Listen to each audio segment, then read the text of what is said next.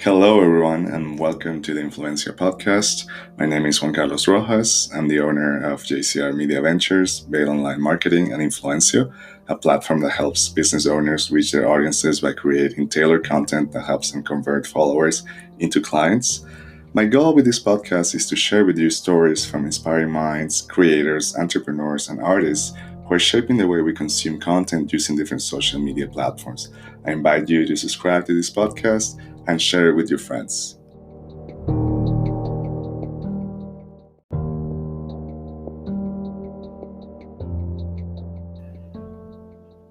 In this first episode, I talk with Dr. Zuzana Palovic, founder of Global Slovakia, a nonprofit organization dedicated to sharing Slovakia with the world. Her latest book, Czechoslovakia Behind the Iron Curtain, is set to release Thursday, January 16th, 2020. We discuss her motivations, what influences her to create, as well as the value of freedom. Without further ado, let's welcome Zuzana. Zuzana, welcome, and thank you so much for taking the time and talking to us today. Oh, thank you so much. It's a great pleasure for me to be on this podcast with you. Thank you. Zuzana, you have quite an interesting background. You grew up in two different parts of the world, the East and the West. Can you tell us a little more about how did it shape who you are now? Mm. So it definitely shaped who I am. I feel that I embody two different perspectives.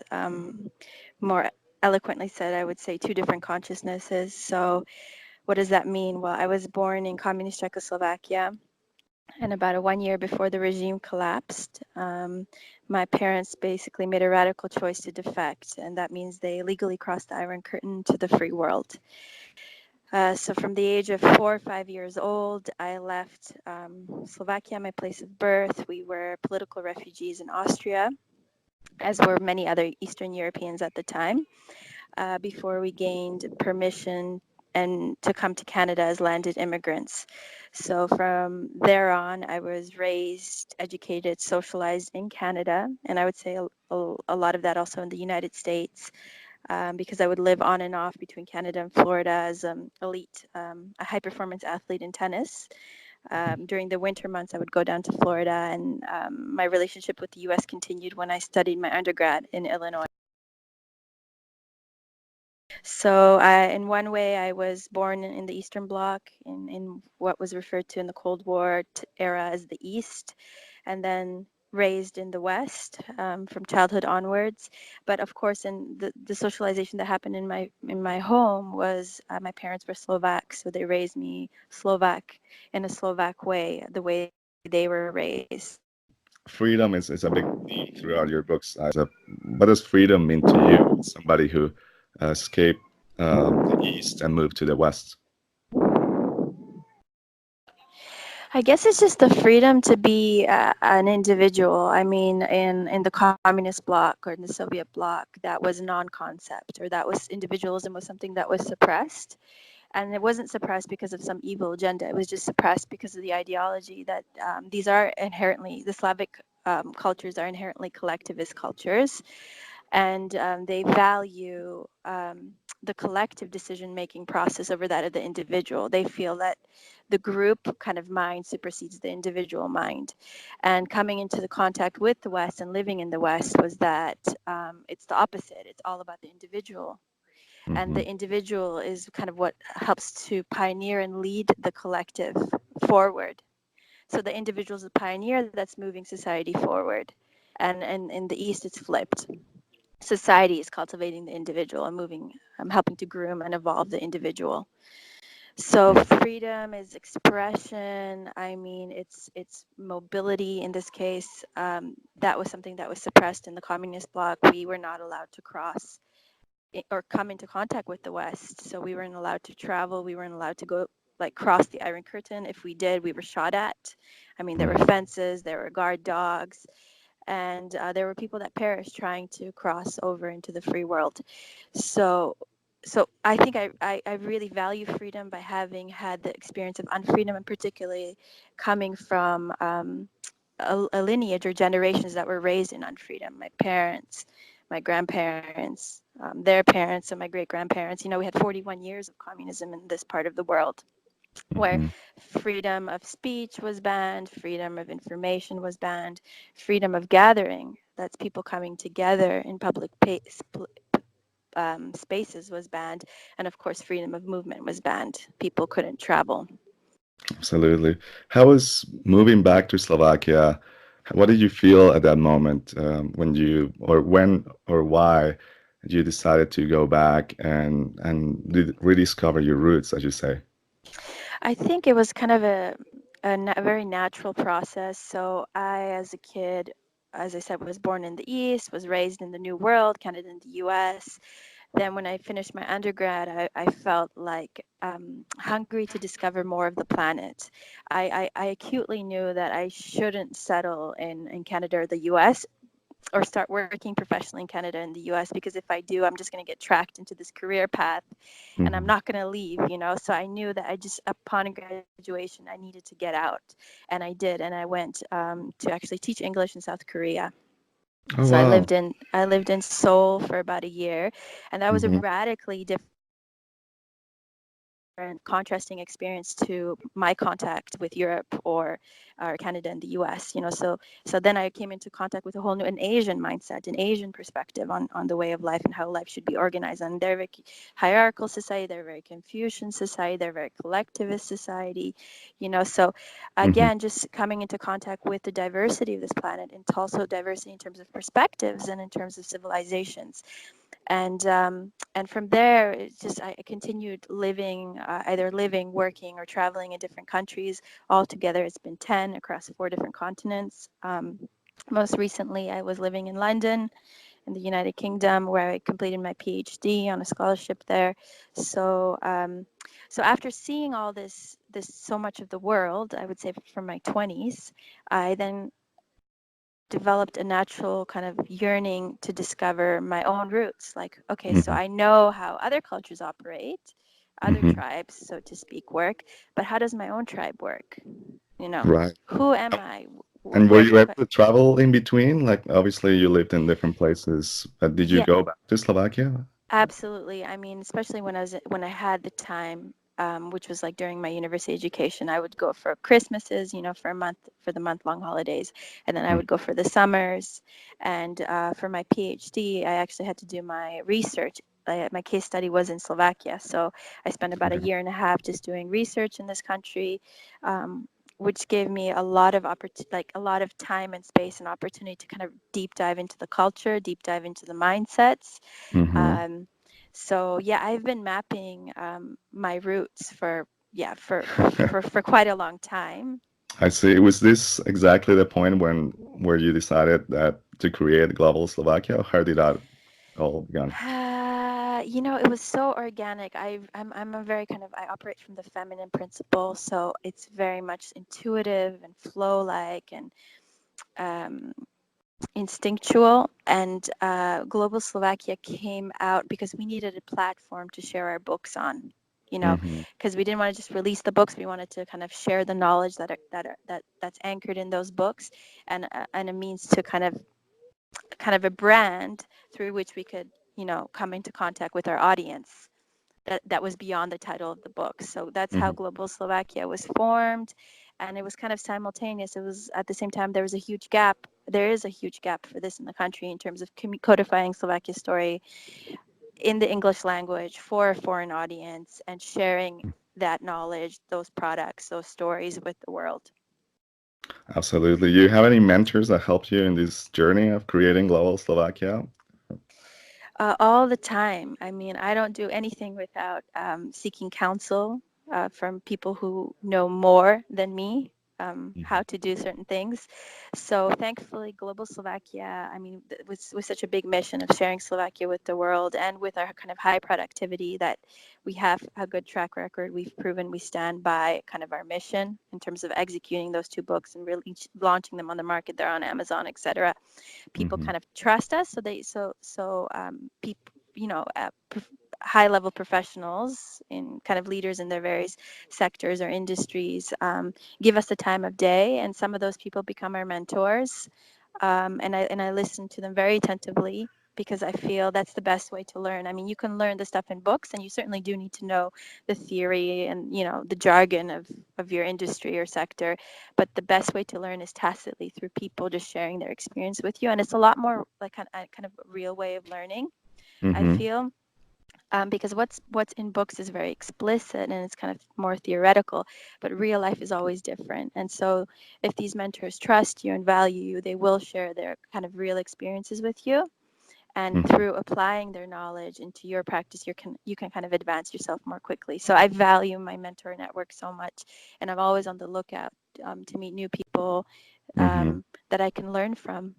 How do you Or usually approach somebody that you've been eyeing for in a while, or reading their books, and how do you suddenly make the contact with them? I approach them sometimes. Yeah, sometimes I approach them like a fan, like, hey, I really appreciate your work and what you're doing. This is what I do. Would you have time to meet me for a coffee so we can discuss?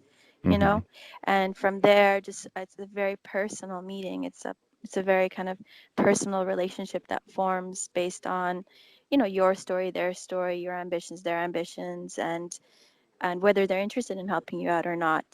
People actually experience people, I feel, do like to be asked for guidance. They do Yes. like to share their knowledge with kind of the up and coming generation, and they appreciate people that are ambitious, but also that have skills. That kind of can back up what they say with their work ethic or with their what they produce. Right. And when was Global Slovakia born? Well, I would say we're active for about a year and a half. It was born into, let's say, the community with the launch of our first book, Slovakia: The Legend of the Linden. Mm-hmm. And I mean, we're really learning along the way. We're still a relatively kind of small startup in terms of being a non-for-profit. We're learning how to build a community. We're learning how to kind of listen to that community and see what they need, what they want, and Mm-hmm. try to deliver that to them, as long as it coincides with our own mission. And where have Um, you found the most response, in Slovakia or outside of Slovakia? Definitely outside of Slovakia, and that's always our target. It's to communicate Slovakia's story to foreigners, but also to people who have Slovak roots or ancestry. So we have a kind of a good support base in the U.S., where a lot of Slovaks at the turn of the 19th and 20th century they immigrated to. So we're looking at several generations ago, Mm-hmm. and now their progeny of these migrants, Slovak migrants, are trying to kind of come into contact with their roots, and that coincides with that whole movement that's happening in the U.S. with like finding out your DNA and your genetics and your ancestry and mapping. Mm-hmm. Realizing you're not just an American, which I mean, you are an American, you identify as that, but you also have ancestral lineage that dates back to other parts of the world. Nice. How has the power of social media helped Global Slovakia reach new followers and promote discussion in your community? I mean, without social media, we wouldn't be where we are. It's like we wouldn't probably exist. I mean, and social media is absolutely key in communicating who we are, and particularly our products, our books, to the market, to new audiences, to the community. Um, because we don't have we're a bootstrap organization, so we don't have a marketing budget at all for our books. Um, so how do you communicate if you have a book? How do you communicate that to people? I mean, you can go knock on people's doors, Right. miss probably like maybe 1 in 50 will be interested, or you can just put it on social media platforms and see who bites, see who responds to it. So Mm-hmm. social media is such a democratic tool, I feel. It's really leveled the playing field in terms of granting access to anyone to kind of get on a soapbox and share their message or their product or their service. It's a remarkable tool, and we're only like learning how to maneuver it. We're again learning by doing, and we're Exactly. trying to actually bring in people, partner with people that know how to do it better than us, so that we can learn from them. There's a lot to learn, obviously, and especially in social media and anything in the online world changes constantly. So there's always something new coming up. So it's good that, like you said, you have a network of people that are supporting you guys, and you're learning from them and learning from each other and going Yeah. along the way. Yeah, exactly. Nice. This year we're commemorating the 30th anniversary of the Velvet Revolution. This was a transition of power that marked the collapse of the communism in former Czechoslovakia. Is this a reason why you decided to cover this topic in your new book, Communist Czechoslovakia? Yeah, so this book has been like kind of 10 years in the works. Probably we've been working on it very extensively for the past year, 2 years. And whenever you do a kind of a book or a theme, it's always nice to link it to something. And we're just about ready to be finished with it. And it just so happens that it coincides with the 30th anniversary of the Velvet Revolution. So that's a kind of a big signpost or a big platform to kind of share this message of the book, which is celebrating freedom, but also learning through the experience of unfreedom. And Mm-hmm. the way we write the book is not to condemn communism, like explicitly. It's more just to, okay, there was this experiment that happened, and the communist experiment is probably the greatest ideological experiment of the 20th century. At one point, the Soviet Empire was one of the biggest empires ever. It encompassed a lot of parts, a lot of landmass, a lot of countries, Yes. and it was and it stuck around for quite a bit, for 41 years, so like almost half a century. And what was it about this ideology that was so seductive? Like Mm-hmm. in our country, they actually voted the communists in. um, it was a parliamentary system, so there were other like there were also the Democratic parties present. Unfortunately, after that, there was a coup where they took over, and it became a one-party rule for 4 decades almost over here. But what is it about communism that seduced so many people? How was this ideology systematically implemented to the point where it changed the whole social structure of a society? And why did it fail? Mm-hmm. What were its shortcomings, and how did the system come down? How did the walls of the Iron Curtain come down? It came down through individuals saying they had enough and coming together with other individuals to form larger and larger clusters. These clusters then spilled out onto the streets. And when the critical mass was saying no more, the Mm-hmm. people at top, they couldn't sustain the system anymore. Of course, there were other geopolitical factors at play, but in overall, it was a social movement. It was the movement of a people that said, no more. We want to leave. We don't want to be trapped behind a fence. I mean, it's absolutely ridiculous. And the In 1989. new generation of Hmm. Slovaks are not aware necessarily of how this all took place and what happened. So, was that your goal behind the book? To explain Absolutely. that? So, yeah, and that's the feedback we've been getting from a lot of secondary school teachers or even youth that we've kind of market tested the book on. They're like, "Oh my God, we didn't know this. We don't know this," because there is there's a problem in terms of the education system teaching about communism in this country because it's so personal. Like half the members of one family were communists. Mm-hmm. It's deeply it's hard to step out and view it objectively, or in its essence. And another thing is the education system and the judicial system in Slovakia are the last kind of systems to be reformed.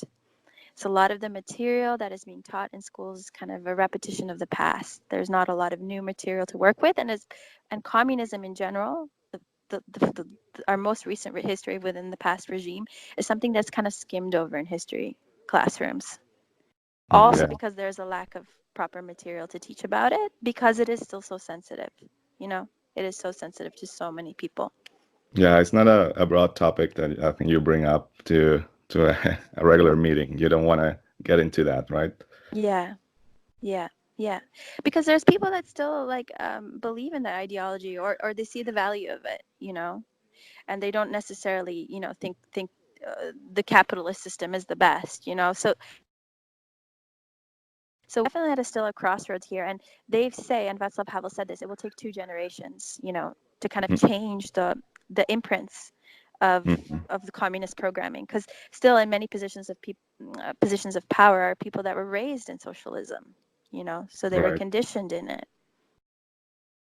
I think the support for this project has been great, and the reviews that I've seen on your social media platforms is has been great. What do you think people are liking the most about this book? I think they like the fact that we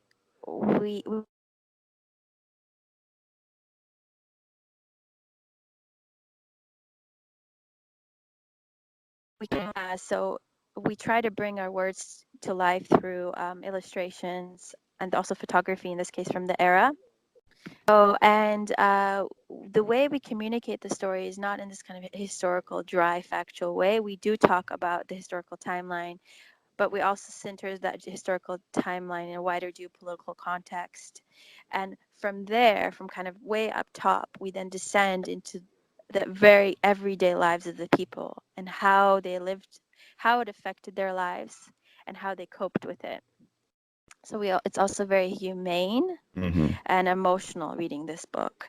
So we hope that it's going to be a success, that it's going to resonate not just with Slovaks or descendants of Slovaks in the US, but Right. actually the broader community or or the broader market, because it is a theme that's quite like hotly debated, especially in the US right now: socialism, Hmm. capitalism, etc. What sucks about the ideology, what's good about it, etc. Yes. And so, how can we support this project? How can we find it? So we would actually really, really appreciate your support. If you would visit our Kickstarter, maybe there will be a link that will be attached to this Yes. podcast, Mhm. and you can give us a pledge. Now, this pledge will function like a donation to us, but actually in exchange, we're either going to give you a copy of our ebook, or if you pledged more, a hard copy of our book, or there's various kind of goodie packages or membership packages that we offer. And like we really value kind of people who do support us, because we don't exist without kind of donations. That's we purely exist off our book sales, donations, and grants. We have no governmental support in what we do. So we really, really, really value when people are able to be inspired by this idea and want to support us. Yes, and we will link in the all the Kickstarter campaign website as well as their website, Communist Czechoslovakia. I see the illustrations are just beautiful. I feel like the book is going to be amazing. The Slovak, Thank you. the Legend of Linden is amazing. It's beautiful, beautifully written and also illustrated. The Hmm. illustrations, I think, make it so special. And I think I'm looking forward to actually reading this book that's coming up pretty soon. What do you think is the future? What the future holds for Global Slovakia, or what new goals do you have? We are so excited about what the future holds. Every project that we have builds on the one that came before it. So now with this Czechoslovakia Behind the Iron Curtain, we aspire it to be an Amazon international bestseller. Of course, we never know if this will happen, but that's kind of our aspiration. And the next project we want to do is we want to transition into kind of audiovisual formats. So we've noticed that books are wonderful and books are essential because they anchor knowledge, but books also have limitations. They're incredibly static, they're physically heavy, and also people don't really read that much anymore. So our goal is to disseminate this knowledge through new mediums, and we want to move into audiovisuals. We want to start making videos. We also want to pitch an entire series to international networks, which Wow. basically, yeah. So we'll be in the next few months. We'll also be making a pilot episode. Um, so we want to grow, and we want to, and our goal is, we're so driven by our vision, which is to communicate the stories, not just from Slovakia, but really from this kind of post-Soviet bloc part of Hmm. the world, or post-Soviet bloc Europe, with the world, because there's so many incredible lessons to learn. Like, Slovakia is a country that has gone through 5 different regime changes in 100 years. You There's know, so much history in Slovakia that people are not even aware of, and there, it's there's fascinating that you're doing it.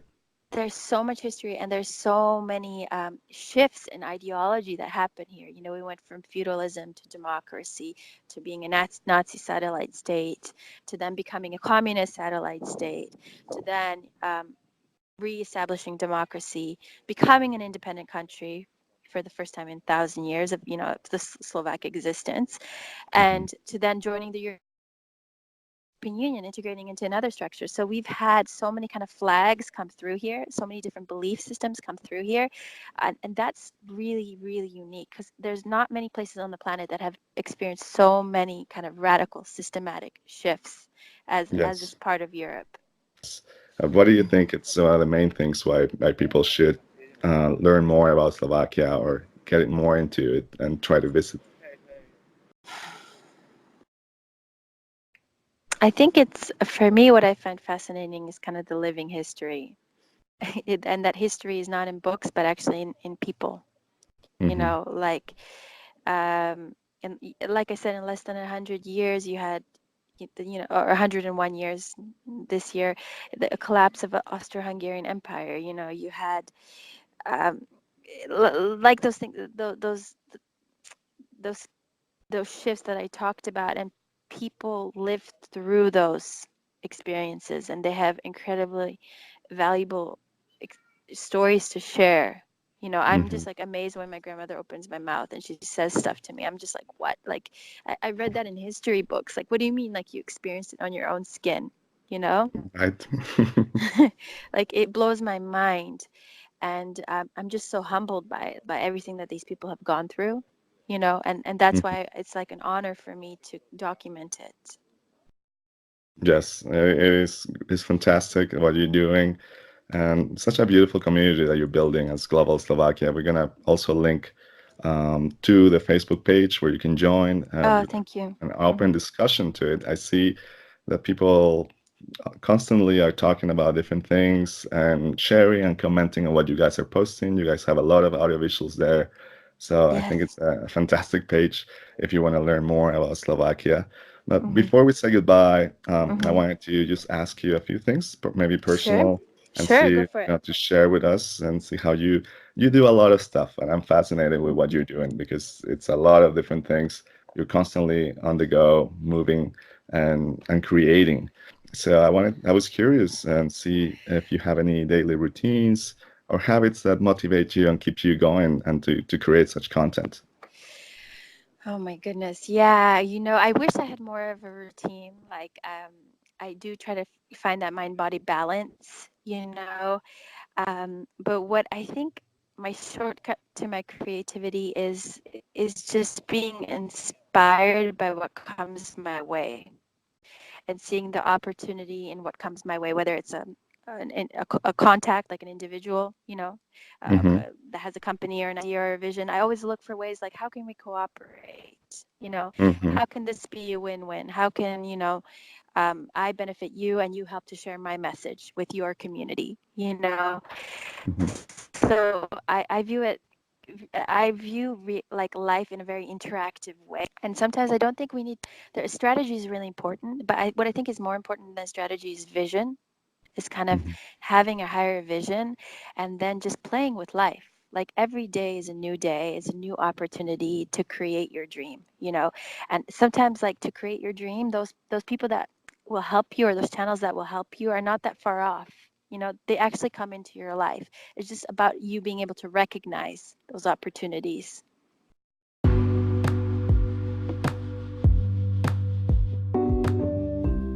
What a powerful message, Zuzana. Thank you so much. I hope you guys enjoyed it as much as I did. Now visit our site influencio.co/podcast for a link to buy Zuzana's books on Amazon, and please share this with your friends. Hope you guys have an amazing couple of weeks, and see you next time in the Influencio podcast.